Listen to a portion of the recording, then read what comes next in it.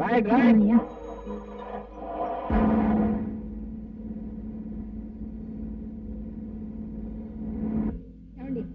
మీరు కాస్త లేవండి, నేను కూర్చోవాలి. ఆవిడతో పాటు మీరు కూడా కొంచెం వేస్తే. మేడం మీరు కావాలి నా సీట్లో వచ్చి కూర్చోండి. మరి మా ఫ్రెండ్స్ కూర్చుంటారు, సీట్లు ఖాళీ కూర్చుంటారు. Don't worry. ఇప్పుడు నిన్నే దబాయిస్తున్నాడు. ఏ మిస్టర్, ఈ రూల్స్ ఏ మాకు చెప్పక్కర్లేదు. ఎవరిని దింపేసినా ఎవరిని లేపేసినా సరే మా అందరికి సీట్లు కావాలి. మేడం మీరు చెప్పిన 2 పనులు చేయను కదా, బస్ స్టాప్ మిమ్మల్ని అందరినీ దింపేస్తాను. అంటే మా బస్ నుంచి మమ్మల్ని దింపేస్తావా? బస్ ఎవరిదైనా సరే రూల్స్ అందరికీ ఒకటే. Rule rule for all, that's all. ఏంటంటే రూల్స్ బోర్డు ఇంగ్లీష్ నిపుణుడు. పదండి. అనవసరం దీన్ని నమ్మండి. పదండి.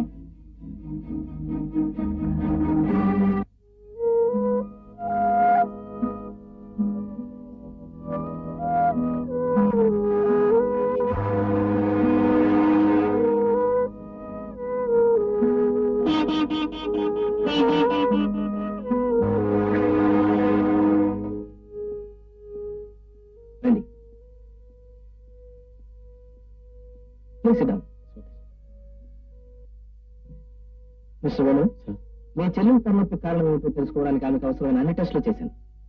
వాటిని చూసి ఏ రకమైన ట్రీట్మెంట్ ఇవ్వాలో నిర్ణయించి వైద్యం మొదలు పెడతాను. అలాగే అంతవరకు టెంపరీ రిలీఫ్ కోసం కొన్ని మెడిసిన్స్ రాసిస్తాను, అవి వాడండి. 2 రోజుల్లో వచ్చి నన్ను కలిస్తే రిపోర్ట్ విషయం తెలియజేస్తాను. థ్యాంక్స్. వస్తాం. ఓకే, వస్తామండి. నమస్కారం. ఏమా ప్రేమ, మీ ఫ్రెండ్స్ తో కలిసి నువ్వు పిక్నిక్ వెళ్ళాలనుకుంటున్నావా? అవును డాడీ. ఏమిటయ్యా దయానందం, గతుకులో నడిచే బస్సులుగా మీ అబ్బాయిలా గంతులేస్తాడంటే? వాడు చిన్నప్పటి నుంచి అంతేనండి. పిక్నిక్ అంటే చాలు వాడి కాళ్ళ కింద తిరంగి పేలుతుంది, ఎగిరి కనిచేస్తాడు. అయితే ఇంకెప్పుడు ఆ మాట అతను ముందు ఎత్తను. ఇదిగో చూడు, నువ్వు ఇలా కంటిన్యూస్ గా కుప్పగంతులేస్తే నీ ఒంటికి మంచిది కాదు. డాడీ నేను బయలుదేరడానికి దాందేముందమ్మా, నువ్వు అడగాలే గానీ మీ నాన్నగారు మొత్తం బస్సులన్నింటినీ నీ వెనకాల చీమల బార్లా నడిపించారు. అవునమ్మా, ఆ విషయం నువ్వు నన్ను అడగాల. నీ ఇష్టం వచ్చిన బస్సు తీసుకెళ్ళి. Okay daddy. దొక్కడించేస్తాను అనుకున్నావు. ఏ ఇబ్బంది లేకుండా వెళ్ళాను. ఏంటి ఇంట్లో అయిపోతుంది?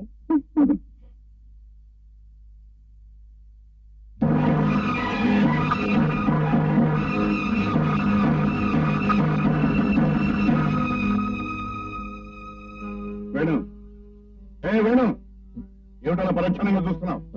జాగ్రత్తగా తీసుకెళ్లి మళ్ళీ చెగడ పడకుండా తీసుకురావాలి.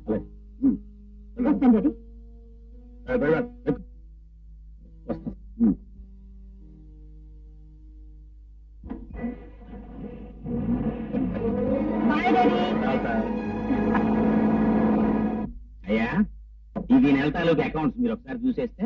అబ్బా ఏమిటయ్యా నాకు ఈ శిక్ష?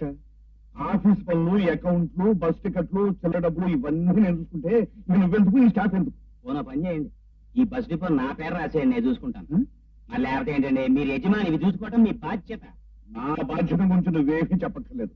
డాక్టర్ గారు నన్ను ఒక 1 వారం రోజులు రెస్ట్ తీసుకోమన్నారు. నా బదులు నువ్వు తీసుకుంటావా రెస్ట్? నిద్ర, భయ, మైథునాదులు స్వయంగా చేసుకోవాలి, ఇంకోటి చేయకూడదు. అవును కదా, అందుచేత నేను రెస్ట్ తీసుకుంటాను. ఈ పనులన్నీ నువ్వు చూసుకుంటాను. మరి అయితే ఇంటికి వెళ్ళండి, ఇంకా కూర్చున్నారే. అబ్బా ఒక 5 నిమిషాలు రెస్ట్ తీసుకెళ్దాం అనుకున్నాను. వెంటనే వెళ్ళండి ఇంటికి. సరే వెళ్తున్నాను. రెస్ట్ తీసుకోండి శుభ్రంగాను. కనకమా చిట్టి కనకమా పుచ్చి కనకమా చే బెళమా, నా ముద్ర బెళమా, నేను డ్యూటీకి వెళ్ళిపోతున్నాను. ఏంటండి అప్పుడే డ్యూటీకి వెళ్ళిపోతున్నారా? ఎర్ర చీర కట్టుకుని డేంజర్ సిగ్నల్ అదరగొట్టేస్తున్నావు. అబ్బా పొండి, బయట కూడా జరిగింది. అసలు నీ పేరు కనకమని మీ వాళ్ళు తప్పెట్టారే, బయట రాణేలు పెట్టాల్సింది. నేను చెయ్యాల్సిన పని చాలా ఉంది. ఏమిటండి వేళ పడ లేకుండాను? ఎలా పడేది? నిన్ను ముట్టుకోవడానికి, ముద్దెట్టుకోవడానికి ఒక పర్మిషన్ తీసుకోవాలా? నేనసలు ఎవరు పర్మిషన్ తీసుకోను.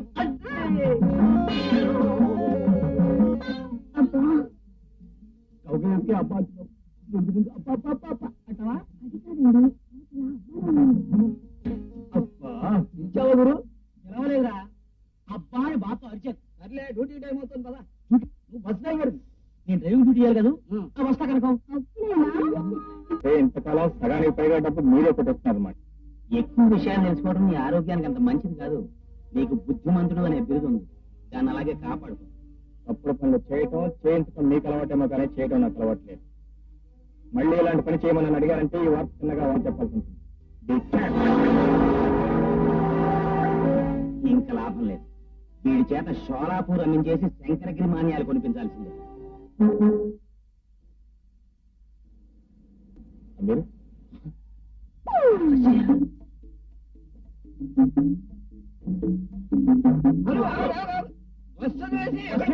అవసరమైతే విమానాలు రాపుతాను. అవతల అవతల మావిడ అర్థం వెళ్తాం చూడు. ఆవిడ మీ ఆవిడైనా నమ్మకాటి ఆవిడైనా పొద్దున ఎరచీర కట్టుకుంది అంటే ఎరచీర ఆవిడ ఎరచేస్తుంది.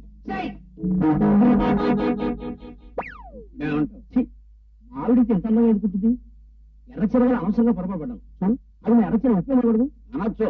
ఆయన వాళ్ళ ఆయన మన ఇద్దరిని గొయ్యి తీసుకొని పెట్టేస్తాడు. అంతేనంటావా? సరే పద అక్కడికి బస్సు.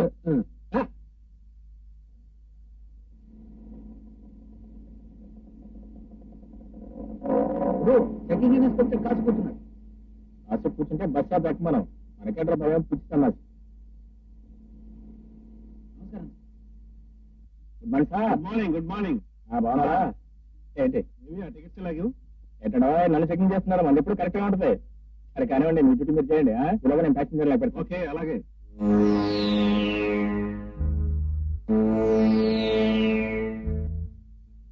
సార్ ఆఫీస్ మొత్తం 42 టికెట్లు ఉన్నాయి. లెక్క చూసుకోండి.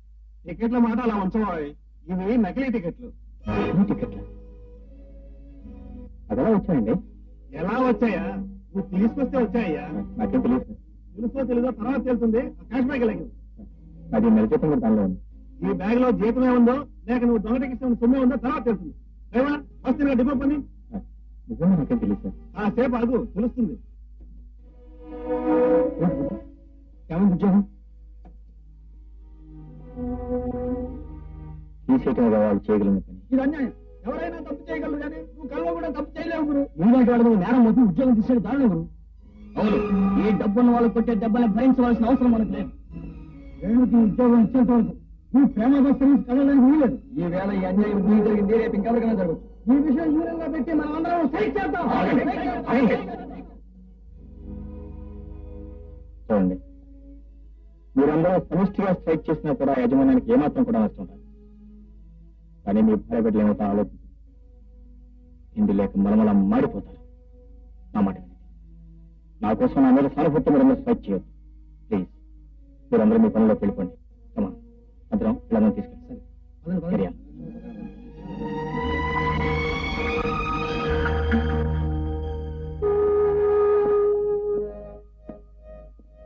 పాయింట్ ఏమిటంటే తనకంటే పెద్దవాళ్ళ మీద కాలు దూనివాడు ఎవడు బాగుపడ్డాయా?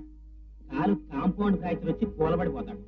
ఎవరి హద్దుల్లో వాడు ఉండటం మంచి దయానందం గారు. కరెక్ట్. ఈ పాయింట్ నీకు తెలుసు కాబట్టి నువ్వు బాగున్నావు, ఇంకా బాగుంటావు. లేనాడు సంగతి మట్టి కొట్టు పోతాడు. అది గ్యారంటీ. నేను మీ చెల్లెల మెదడులో కళ్ళకు సంబంధించిన నరాలు బాగా దెబ్బతిన్నాయి. వాటి మూలంగానే తరచూ కళ్ళకు గురవుతుంది. ఇది ఇలాగే కొనసాగే పక్షంలో ఆమె 2 కళ్ళు పోయే ప్రమాదం. నా చెల్లెలు పుట్టుకోవడానికి లేదు. నా ప్రాణాన్ని ప్రాణం నా చెల్లెలు చూసుకుంటే నా బ్రతికే చెడకెత్తుతుంది. Don't get upset mister Venu. మీ చెల్లెలకు ఆపరేషన్ చేయడం చాలా ముఖ్యం. ఈ ఆపరేషన్ సుమారు 25-30 దాకా ఖర్చు అవుతుంది. ఈ లోకంలో నా చెల్లి కంటే నాకు విలువ ఉండే ముఖ్యమైన ఇంకేం లేదు. ఆమె చూపు నిలుపుకోవడం కోసం అలాగనే డబ్బు సంపాదిస్తాను.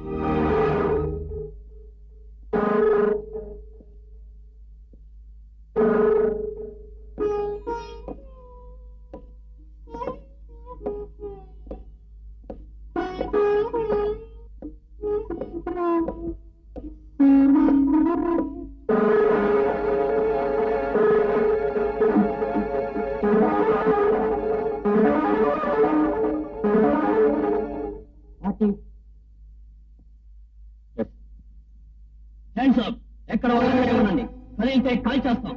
మీ సొమ్మే ముట్టుకో. సొమ్ము దోచుకుని పోతాం.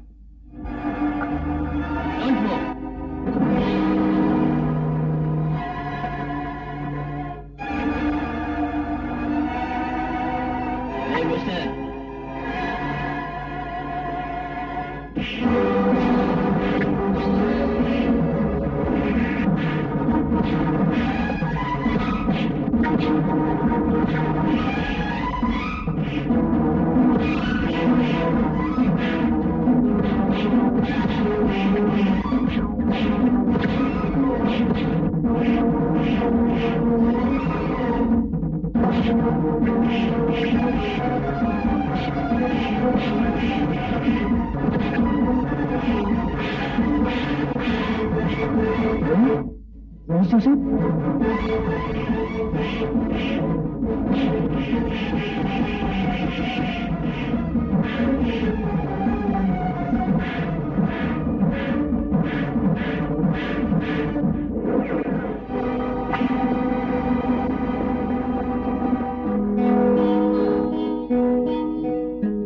చాలా రిస్క్ తీసుకుని మమ్మల్ని మా డబ్బుని కాపాడారు.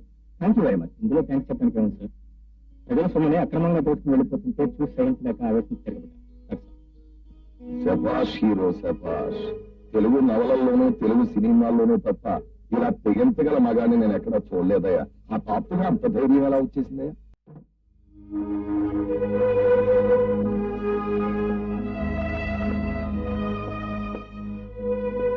మా సీత, చెల్లెమ్మ సీత, ఏమిటన్నయ్యా అప్పుడే డ్యూటీ అయిపోయిందా?